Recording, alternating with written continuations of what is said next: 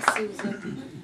It's always a pleasure to be back here, and I do remember the last time that I was here. We had a lot of fun. We had a good dinner also, in a very nice house. Actually, I live in Seattle, and I've been traveling south and south and south, hoping for some warm weather, and I tell you, it's freezing here today. I did not expect this. I thought, San Diego, how much further can you go unless now you have to go into Mexico to find some warm weather. Thank you all for being here. It's always such a pleasure to look out and see so many faces. Shadow Princess is the third novel. Oh, we should talk about this thing. I'm wearing it in case you, this thing. And it's on the cover, and I got it in India. I was in India this past December, and decided to get these because they were so appropriate. They were on the cover. Shadow Princess is the third novel of my Taj trilogy. The first two novels are The 20th Wife and The Feast of Roses. And the histories in these three novels actually begin all the way back in 1577, when this young Persian nobleman named Ghiyas Beg flees his homeland of Persia. He's heading east toward India and the glittering Mughal court of Emperor Akbar. Ghiyas Beg is hoping at the most to find this little place at court to be able to feed the family that he's taking along with him, a pregnant wife and 3 small children. And when the family stops at Kandahar, which is today in modern-day Afghanistan, at that time it was on the outer fringe of the Mughal Empire, his wife gives birth to a baby girl he names Mehrunisa. 34 years later, this child, born during a winter storm in Kandahar, will become Emperor Jahangir's wife. She becomes his 20th wife, hence the title of the first novel. And she consequently becomes the most powerful woman in that entire Mughal dynasty. Now, a year after Mehrunisa marries Emperor Jahangir, in 1612, she makes sure that her niece, her brother's daughter, marries one of Jahangir's grown sons, Prince Khurram. A few years later, when Khurram has become Emperor Shah Jahan, and this niece is Empress Mumtaz Mahal, in June of 1631, she will die in childbirth, and Emperor Shah Jahan will build the Taj Mahal in her memory. So that's how the books of the trilogy connect up with each other. The first 2 books are about the aunt of the woman for whom the Taj Mahal is built. And this book, Shadow Princess, is actually the daughter of the woman for whom the Taj Mahal is built. But I'll get to that later. Now this really important marriage in 1612 between Mehrunisa's niece and her stepson almost didn't take place, because the betrothal actually took place 5 years before that in 1607. Ghiyas Beg, this man, the Mehrunisa's father and the grandfather of the woman for whom the Taj is built, he had fled his homeland of Persia at 23 because he was being dogged by debts. At 23, he had already racked up enough debts that he didn't think he could pay off in his lifetime. So he chose to flee his homeland and head towards an entirely foreign country and find a place at court there. And he was normally a kind and generous and warm-hearted and open-handed man, but he had this little streak of greed in him which would constantly become his downfall in life. But he was a very fortunate man. So he's been working really hard at Emperor Akbar's court since 1577, since he immigrates into India.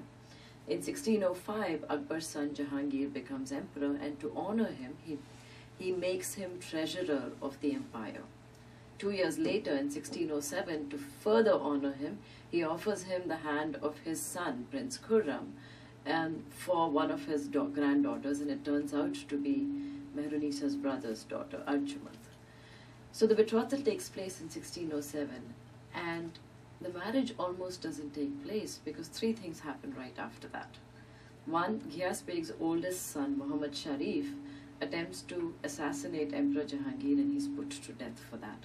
All this happens in the 20th wife. 2, Mehrunisa's first husband, she is actually married before, Ali Quli, kills one of Jahangir's favorite ministers, a childhood friend named Qutbuddin Khan Goka, and he is killed in that fray. And while it's not good for the fortunes of the family, Mehrunisa is now rendered a widow, which makes it all much easier when in 1611 she eventually marries Jahangir. So you see how things are progressing. But more importantly, the third thing that Ghiyas Beg does is that he embezzles 50,000 rupees from the imperial treasury.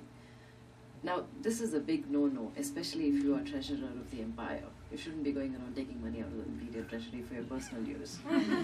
So the family's fortunes fall, and it doesn't look as though that marriage between Ghiyas's granddaughter and Jahangir's son is ever going to take place, and then of course the Taj won't be built. But then in 1611, Mehrunisa marries Emperor Jahangir. She makes sure her niece marries her stepson. And that's where the Feast of Roses begins. In the Feast of Roses, for the initial few years after these two marriages take place, 1611, 1612, everybody loves one another. Mehrunisa forms this junta of sorts, this group around her, comprised of three men. Her father, the man who immigrated from Persia, her brother, whose daughter is married to Khurram, and Prince Khurram. And these three men are her eyes and her ears outside of the imperial zanana, the harem, and they're the ones who make her as powerful as she is. And things go along this train until about 1620, 1621, when the relationship begins to fray between Mehrunisa and Prince Khurram, and it deteriorates to such an extent that she sends him into exile. She's powerful enough to do that because she is his father's wife. She sends him into exile. She sends her niece into exile. And they spend the next 8 years until 1628, when Jahangir dies, around the fringes of the empire. Every time they step foot into the empire, the emperor's troops come in and push them out again. And so in 1628, Jahangir dies. Khurram, he comes roaring up from the south where he's been in hiding. He fights this bloody war of succession. He kills one of his brothers. He kills a couple of his first cousins, thereby ensuring in 1628, when he climbs on the throne of Hindustan, that there isn't any other male living who isn't directly descended from him and his wife. So only his sons. His sons are the only heirs left for the empire. 3 years later, 1631, is when Shadow Princess opens. Arjuman, Mumtaz Mahal, has been brought. Is it whining? I think it's temperamental. I don't think it likes you touching it. Okay, I won't touch it. So, Arjuman has been brought to bed in confinement with her 14th child, and she dies giving birth to that child.